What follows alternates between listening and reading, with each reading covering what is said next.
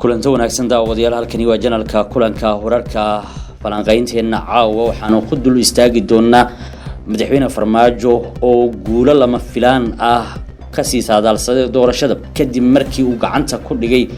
kuraasta taala deegaan doorashooyinka labaad ee maamulada qaarkood sida Beledweyne Baraawe iyo Garbaharey waxaanu dul istaagi doonaa oo aan faahfaahin buuxda ka siin doonaa habka Farmaajo ay gacantiisa ugu soo dhamaan doonaan kuraastaasi kuwaas oo jahayn doona waji cusubna u yeeli doona doorashada waxaana dad badan ay ku tilmaameen inay tahay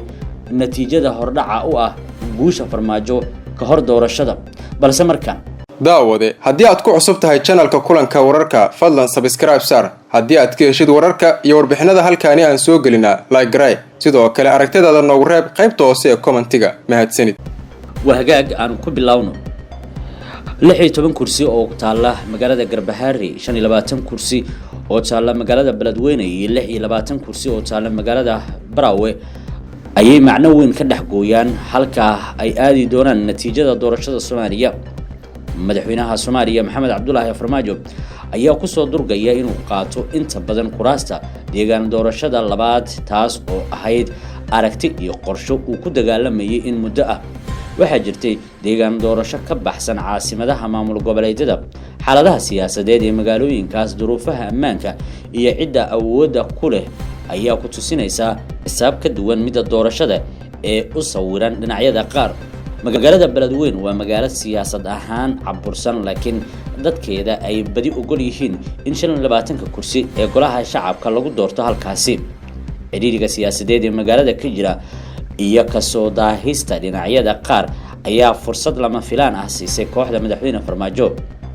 waxay magaalada ka soo saareen General Xuud waxay geeyeen ciidan ayaga si gooni ah uga amar qaata waxay la heshiiyeen Yuusuf Dabageed waxay maalmo ka hor magaalada xoog ku geeyeen Cali Guudlaawe ra'iisul wasaare Roble iyo xukuumaddiisa waxay dalbadeen in ciidankaasi laga soo saaro magaalada Beledweyne laakiin warkiisa meel lagama soo qaadin waxay xukuumadda ergo wasiir ah u dirtay Cali Guudlaawe balse iyagiina natiijo la'aan ay ka soo laabteen magaalada Jowhar 12 beelood ay ka dhaxeeyeen 25 kursi ee taala magaalada Beledweyne doorashada dalka si boob ah ay ku socotaa meel walba cidda gacanta ku haysa ayaa boobi karta kuraasta shaxda Farmaajo iyo kooxdiisa ee ay dageen sida ay ku wajahayaan qorshaha iyo isfahamka maamulka kala dhaxeeya ayaa kuraasta u jiidanaya hal dhinac haddii aysan xaalad cusub soo kordhin Cali Guudlaawe ayaa la filayaa inuu shaaciyo kuraasta Beledweyne maalmaha soo socda Baraawe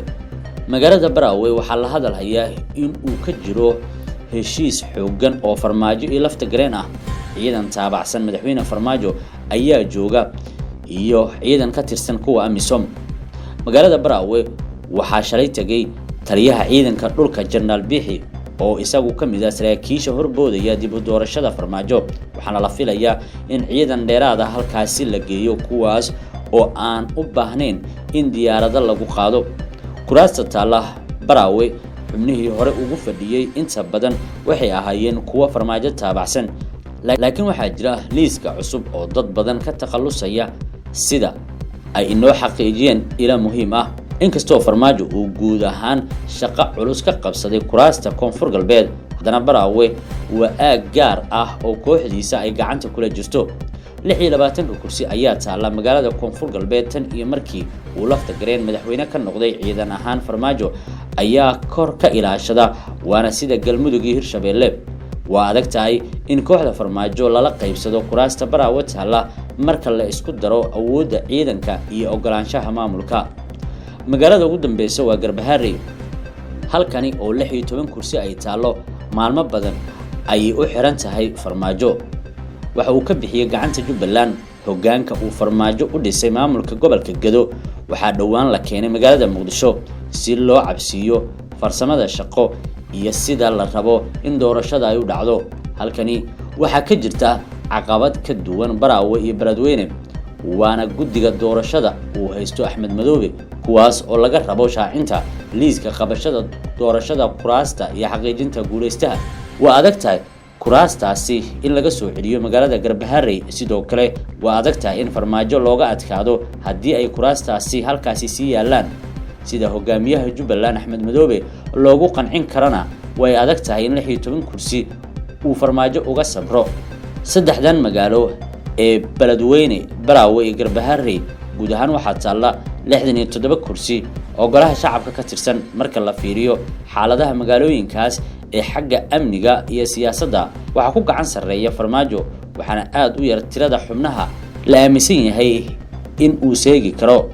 waa codad miisaan leh oo bedeli kara saadaasha doorashada haddii aysan waxba iska bedelin sida ay hadda wax ku socdaan